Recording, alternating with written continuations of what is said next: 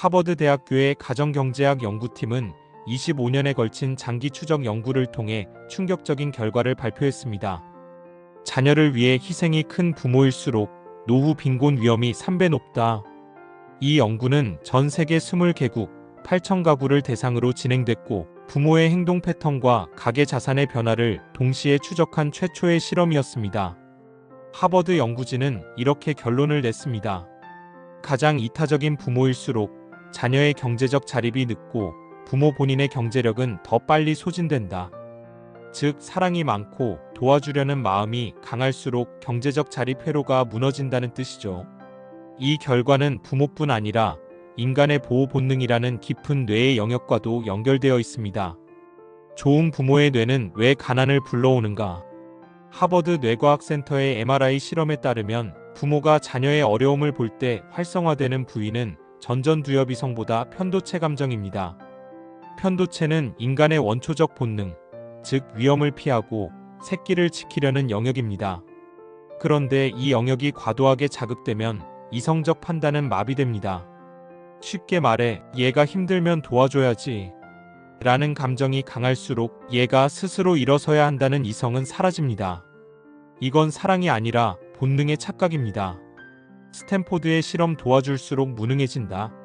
스탠포드 대학교의 행동심리학 교수 리사 블룸은 OVERHELPING 패러다크스 과도한 도움의 역설 실험을 진행했습니다.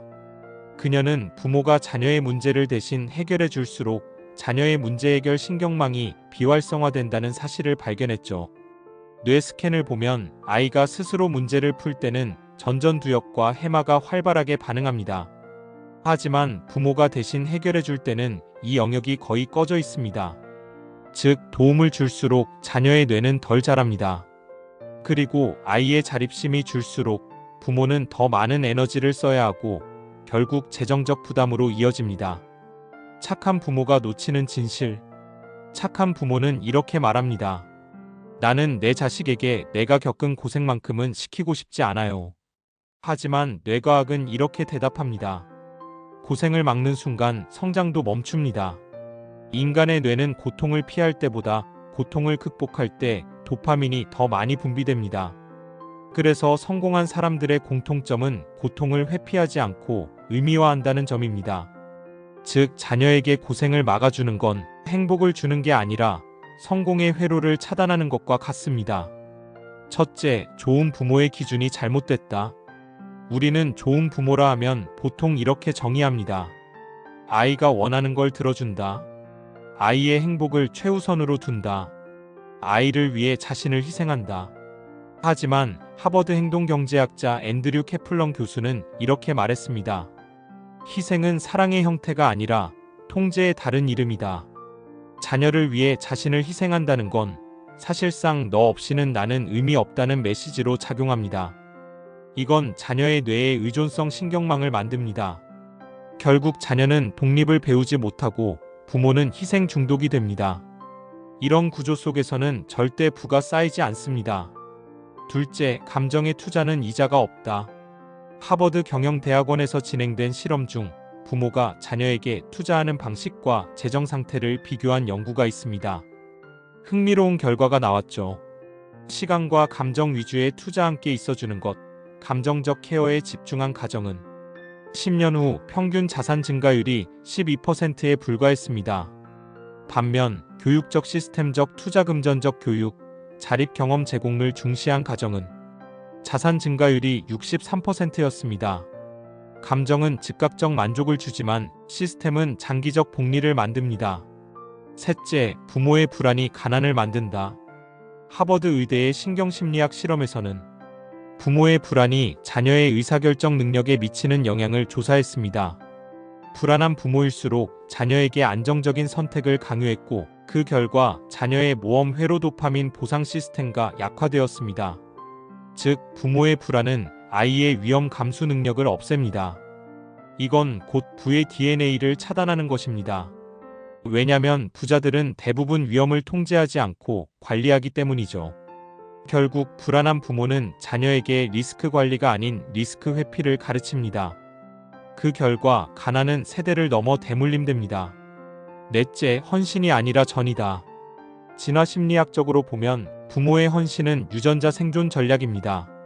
즉, 자식을 돕는 건 이타심이 아니라 유전자 복제의 본능적 행위죠. 문제는 현대 사회에서는 이 본능이 과도하게 작동한다는 겁니다.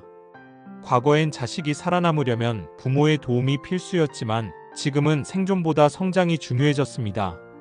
그런데도 부모는 여전히 구석기 시대의 본능으로 아이를 보호하려 합니다. 결과적으로 현대의 좋은 부모는 시대에 맞지 않는 진화 전략을 반복하는 존재가 됩니다. 이건 마치 호랑이가 나타날지도 몰라서 아이를 품에 안는 행동을 2025년에도 그대로 하는 셈이죠. 다섯째, 부자 부모는 사랑을 다르게 쓴다. 워런 버핏은 이렇게 말했습니다. 내 아이들에게는 경제적 안전망이 아니라 생각할 자유를 물려준다. 그는 실제로 자녀에게 거대한 유산을 남기지 않았습니다.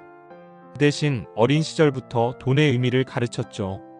버핏의 자녀들은 어릴 때부터 용돈을 주지 않았습니다. 대신 돈을 벌 수 있는 기회를 줬죠. 예를 들어 신문 배달을 하면 수익의 일부를 받는 방식이었습니다. 이는 단순한 교육이 아니라 뇌의 보상 시스템을 설계하는 전략입니다. 아이의 뇌가 노력 보상 만족의 회로를 스스로 만들게 한 겁니다. 이 회로가 만들어진 아이는 성인이 돼서도 타인의 도움보다 자신의 시스템을 신뢰하게 됩니다.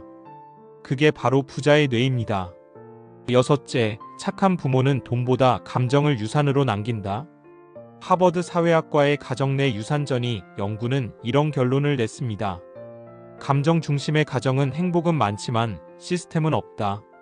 즉, 착한 부모는 정서적 안정을 물려주지만 부자 부모는 행동 시스템을 물려줍니다. 아이의 감정은 따뜻해지지만 문제는 세상은 감정이 아니라 시스템으로 돌아간다는 겁니다. 스탠포드 경영대학원에서는 이를 웜트랩 따뜻함의 함정이라고 불렀습니다. 너무 따뜻하면 싸우는 법을 잊습니다. 싸움을 잊은 아이는 세상과 거래할 수 없습니다. 일곱째, 부자가 되지 못하는 부모의 공통점. 1. 자녀의 행복을 자립보다 위에 둔다. 2. 감정적 위로를 자주 하지만 현실적 계획은 세우지 않는다. 3. 자녀가 실패할 때 즉시 개입한다. 4. 불안을 통제하지 못하고 통제로 아이를 통제한다. 5. 돈 이야기를 탐욕으로 인식한다. 이 5가지는 하버드 웰스 사이칼러지 랩에서 밝혀낸 가난한 부모의 공통 심리 패턴입니다. 결론, 사랑은 절제가 필요하다. 하버드 심리학자 데니얼 길버트는 이렇게 말했습니다. 아이에게 줄 수 있는 최고의 사랑은 결국 부재의 순간이다. 사랑이 너무 많으면 아이의 자립이 늦어집니다. 도와주는 게 아니라 스스로 선택할 공간을 남겨주는 게 진짜 사랑입니다.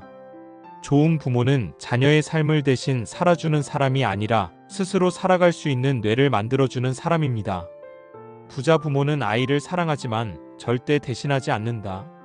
하버드 비즈니스 스쿨의 제너레이셔널 웰스 랩 세대 간 부의 전이 연구소에서는 이런 통계가 나왔습니다. 부자 부모는 자녀의 선택에 개입하는 시간이 일반 부모보다 평균 73% 적다. 즉, 그들은 자녀를 통제하지 않고 시스템 속에 던진다. 아이의 실수를 방치하는 것이 아니라 실패의 데이터를 스스로 얻도록 설계하는 겁니다. 하버드 연구진은 이것을 자율적 통제 셀프 마이너스 레귤레이티드 컨트롤이라고 부릅니다. 자녀가 통제받는 대신 스스로 통제력을 학습하게 만드는 시스템이죠. 이 시스템의 중심엔 뇌의 전전두엽이 있습니다. 전전두엽은 자기조절, 판단, 장기 계획을 담당하는 부위인데 이 부위는 간섭 없는 실패를 통해 가장 빠르게 성장합니다. 즉, 부자 부모는 간섭을 줄임으로써 뇌의 실행 회로를 훈련시킨다는 걸 본능적으로 알고 있습니다. 첫째, 부자 부모는 사랑을 감정이 아닌 시스템으로 쓴다. MIT에서 진행된 실험이 있습니다. 경제적으로 성공한 부모 300가구를 분석했더니 공통점이 하나 나왔습니다. 사랑은 감정이 아니라 시간표다. 그들은 자녀와 감정적으로 밀착하기보다는 같이 성장하는 일정을 정해둡니다. 예를 들어 매주 일요일 저녁엔 가족회의, 아이의 용돈은 가계부 기록을 제출해야 지급, 감사일기와 목표일기를 함께 리뷰, 이건 정서적 대화처럼 보이지만 실제로는 자기통제 시스템 훈련입니다. 하버드의 성취동기 연구에 따르면 자녀의 자기 효능감은 감정적 지지보다 반복적 피드백 구조에서 더 강하게 형성됩니다. 즉, 엄마는 널 사랑해보다 이번 주에 목표를 지켰구나가 아이의 뇌에는 훨씬 강한 보상 신호로 남습니다. 둘째, 부자 부모는 감정을 통제하고 데이터로 본다. 스탠포드 MBA 과정의 가정경제 행동 모델 연구에 따르면 부자 부모의 82%는 자녀의 감정적 반응을 즉시 위로하지 않습니다. 아이가 시험에서 떨어져 울면 대부분의 부모는 괜찮아라고 말하지만 부자 부모는 이번 경험에서 얻은 게 뭐야? 라고 묻습니다. 이 질문 하나가 결정적입니다.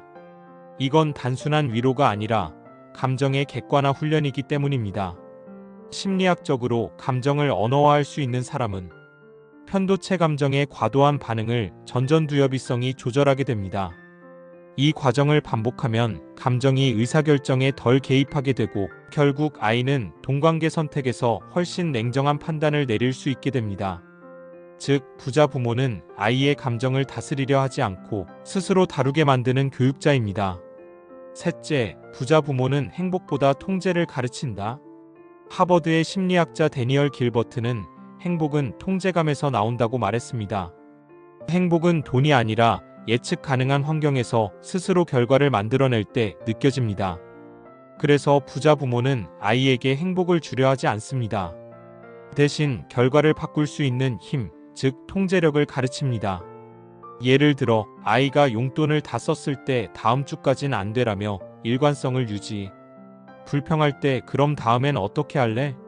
로 사고를 전환. 규칙을 어기면 감정적 꾸중 대신 논리적 불이익을 부여. 이건 작은 훈련 같지만 뇌에는 큰 차이를 만듭니다. 뇌영상 연구에 따르면 아이가 규칙 있는 환경에서 자라면 전전두엽과 선조체 보상 통제 영역과 강하게 연결됩니다. 이 연결이 강할수록 성인이 되었을 때 자기조절력, 재정관리력, 충동 억제력이 크게 향상됩니다. 즉, 부자 부모는 아이의 행복을 쫓지 않고 행복을 스스로 만들어낼 두뇌 회로를 만들어주는 겁니다. 넷째, 부자 부모는 결핍을 전략적으로 설계한다. 많은 부모는 자녀가 결핍을 느끼지 않게 하려 했습니다. 하지만 부자 부모는 결핍을 훈련 도구로 사용합니다. 일론 머스크의 어머니 메이 머스크는 이렇게 말했습니다. 내 아들은 항상 결핍 속에서 자랐다. 하지만 그 결핍이 그를 강하게 만들었다. 그녀는 아들에게 필요한 걸 전부 주지 않았습니다. 용돈을 제한하고 실패를 스스로 감당하게 했죠. 하버드 신경경제학 연구에 따르면 자원 부족 환경에 노출된 아이는 도파민의 분비가 보상보다 노력 과정에 반응하도록 조정됩니다. 즉, 노력 자체가 보상이 되는 뇌회로가 만들어지는 겁니다. 이 회로는 성인이 된 후에도 강력한 동기 시스템으로 작동합니다. 그래서 머스크는 불가능을 가능하게 만드는 사람이 된 겁니다. 그의 뇌는 보상이 아니라 도전 자체에 중독되어 있기 때문이죠. 다섯째, 부자 부모는 돈을 숨기지 않는다. 하버드 행동경제학 연구에 따르면 가난한 가정의 71%는 돈 이야기를 금기로 여깁니다. 반면 부자 가정의 86%는 돈을 대화의 일부로 둡니다. 돈 이야기를 금기시하면 아이의 뇌는 돈을 불안죄책감과 연결시킵니다. 즉, 도파민이 아닌 코르티솔 스트레스 호르몬이 돈과 함께 학습됩니다. 그 결과 아이는 자라서 돈과 관련된 결정을 할 때 항상 불안해집니다. 이건 실제로 가난의 신경학적 대물림이 됩니다. 반면 부자 부모는 어릴 때부터 돈의 흐름을 투명하게 노출합니다. 가족의 예산을 함께 세운다. 투자 실패 사례도 함께 본다. 수입 구조를 가르친다. 이건 돈의 신비화를 막는 과정입니다. 돈은 감정이 아니라 도구임을 학습시키는 거죠. 이 단순한 차이가 돈을 다루는 뇌를 완전히 다르게 만듭니다. 여섯째, 부자 부모는 노력보다 구조를 가르친다. 하버드 경제학자 조지 밀러의 실험에 따르면 성공한 부모의 자녀들은 열심히 해라라는 말을 듣지 않습니다. 대신 시스템을 만들어라는 말을 듣습니다. 부자 부모는 노력의 효율을 시스템화합니다. 예를 들어 공부보다 공부 환경을 먼저 설계. 집중 시간보다 루틴의 자동화를 먼저 훈련, 결과보다 반복의 구조를 먼저 평가. 즉, 성공의 습관을 의식이 아닌 자동 반사로 만든다는 겁니다. 이건 뇌의 기저핵 베이설 갱글리아과 관련이 있습니다. 기저핵은 반복 행동의 저장소로 일단 루틴이 자리 잡히면 에너지 소모 없이 자동으로 실행됩니다. 부자 부모는 아이의 인생을 의식적 노력의 싸움이 아닌 자동화된 성공 구조로 설계합니다. 일곱째, 부자 부모는 자신의 삶을 교과서로 쓴다. 가장 강력한 교육은 말이 아니라 모델링 마더링입니다. 하버드 행동과학 연구에 따르면 자녀의 경제적 태도는 부모의 직접적 가르침보다 무의식적 관찰을 통해 82% 이상 형성됩니다. 즉, 부모가 퇴근 후에도 책을 읽는 모습, 투자 뉴스를 보는 습관, 실패 후에도 다시 시도하는 태도, 이 모든 것이 자녀의 부의 신경망을 설계합니다. 스탠포드의 행동심리학자 앤드류 허버트는 말했습니다. 아이들은 부모의 말이 아니라 뇌파를 복제한다. 실제로 부모가 어떤 감정 상태로 돈을 다루는지에 따라 자녀의 뇌는 그 감정과 재정 상태를 동일화합니다. 그래서 불안한 부모 밑에서는 불안한 소비가, 냉정한 부모 밑에서는 체계적 소비가 재현됩니다. 사랑이 뇌를 망가뜨릴 수도 있다. 하버드 심리학 연구소의 패런팅 앤드 BRAIN 서커 프로젝트 실험은 한 가지 충격적인 결론을 냈습니다. 과도한 보호는 자녀의 뇌에서 자기결정 회로를 약화시킨다. MRI를 통해 측정한 결과 부모가 자녀의 선택을 자주 대신해주는 가정의 아이들은 전측 대상 PGRACC 의사결정 영역의 활동성이 30% 낮게 나타났습니다. 이 부위는 우리가 내가 선택했다는 자기 통제감, 즉 에이전시를 느끼게 하는 핵심 영역이죠. 이 부분이 덜 자라면 아이는 성인이 되어도 항상 누군가의 허락이 있어야 움직이는 사람으로 자랍니다. 이건 곧 경제적 무기력으로 이어집니다. 돈을 벌어도 쓰는 결정을 두려워하고 위험을 감수하지 못하며 안정이라는 이름의 가난 속에 머무는 삶이 됩니다. 첫째, 대신 결정해주는 부모는 자녀의 전전두엽을 마비시킨다. 하버드 뇌과학자 마이클 가즈니가는 아이의 뇌는 미성숙하지만 실수를 통해 성숙한다고 말했습니다. 그런데 좋은 부모는 실수를 막으려 합니다. 시험 실패, 친구 문제, 돈 관리 실수, 이 모든 걸 미리 차단하려 하죠. 결과적으로 아이의 전전두엽 판단과 계획 영역은 위험 감수와 문제 해결의 기회를 잃습니다. 뇌는 사용하지 않으면 퇴화합니다. 실수를 차단하는 건 결국 아이의 생각하는 회로를 마비시키는 행위입니다. 스탠포드 심리학 연구에서는 부모의 개입 빈도가 높을수록 아이의 창의적 문제 해결 능력이 40% 낮았다는 결과가 나왔습니다. 즉, 아이의 자유는 부모의 불안을 먹고 자랍니다. 그 불안이 과잉 개입으로 바뀌는 순간 뇌는 자율성을 잃습니다. 둘째, 무조건적인 위로는 뇌의 보상 시스템을 왜곡시킨다. 하버드 심리학자 데이비드 리버만은 아이를 키울 때 무조건 괜찮아라는 말이 반복되면 도파민 보상회로가 노력이 아닌 위로에 반응하도록 학습된다고 밝혔습니다. 즉, 성취보다 동정에 익숙한 뇌가 만들어집니다. 이 뇌는 성인이 되어도 위로받는 것 자체를 보상으로 착각합니다. 그래서 사회에서 인정받지 못하거나 실패했을 때 다시 누군가의 위로를 찾습니다. 그건 결국 현실 도피형 소비로 이어집니다. 불안 소비 후의 위로 또 소비. 이 패턴은 실제로 하버드의 소비 중독 실험에서 가정 환경의 무조건적 위로, 빈도와 밀접한 상관관계를 보였습니다. 부자 부모는 이 패턴을 알고 있습니다. 그래서 아이가 울어도 괜찮아 대신 왜 힘들었는지 말해볼래? 라고 묻습니다. 감정이 아닌 사고를 작동시키는 대화법이죠. 셋째, 과한 칭찬은 자존감을 부식시킨다. 스탠포드의 캐롤 드웩 박사는 이렇게 말했습니다. 칭찬은 칼처럼 써야 한다. 남용하면 뇌의 성장 회로를 절단한다. 그녀의 성장 마인드셋 실험 그로스 마인드셋 스터디에서 너는 똑똑하다는 칭찬을 받은 아이들은 노력했구나라는 칭찬을 받은 아이들보다 도전 과제 선택률이 50% 낮았습니다. 즉, 좋은 부모가 주는 잘못된 칭찬은 아이의 뇌를 실패 회피형 구조로 만듭니다. 반대로 부자 부모는 칭찬을 전략적으로 사용합니다. 결과보다 노력 과정을 칭찬, 완벽보다 개선을 강조, 외부 비교보다 자기 진전을 인정. 이건 단순한 교육이 아닙니다. 아이의 도파민 시스템을 성장 그 자체에 반응하도록 재배선 와이링하는 겁니다. 넷째, 감정적 소비 습관은 부모로부터 학습된다. 하버드 경제심리학센터의 2023년 보고서에 따르면 아이들의 첫 소비 습관은 부모의 표정에서 학습됩니다. 흥미로운 건 부모가 스트레스를 받을 때 소비하는 행동을 본 아이들이 성인이 되어 불안 마이너스 소비 마이너스 후의 패턴을 그대로 복제했다는 겁니다. 이건 말보다 강력한 모델링 효과입니다. 아이의 뇌는 부모의 소비 순간을 볼 때마다 도파민 코르티솔이 동시에 분비됩니다. 즉, 불안과 쾌락이 동시에 학습된 뇌가 만들어지는 거죠. 이건 가난의 신경적 씨앗입니다. 부자 부모는 이 점을 정확히 압니다. 그들은 불안할 때 소비하지 않습니다. 대신 산책을 하거나 운동을 하거나 일기를 씁니다. 아이의 눈앞에서 감정의 처리 방식을 보여주는 겁니다. 마지막 메시지. 하버드의 부모와 부의 심리 보고서 2024는 이렇게 결론 냈습니다. 아이를 잘 키우는 것보다 아이가 스스로 잘 살아갈 수 있게 만드는 부모가 가장 부유하다. 좋은 부모는 감정을 쏟는 사람이고 위대한 부모는 시스템을 남기는 사람입니다. 사랑은 본능이지만 절제와 설계는 지능입니다. 결국 부자는 사랑을 뇌로 설계한 부모에게서 태어납니다. 요약.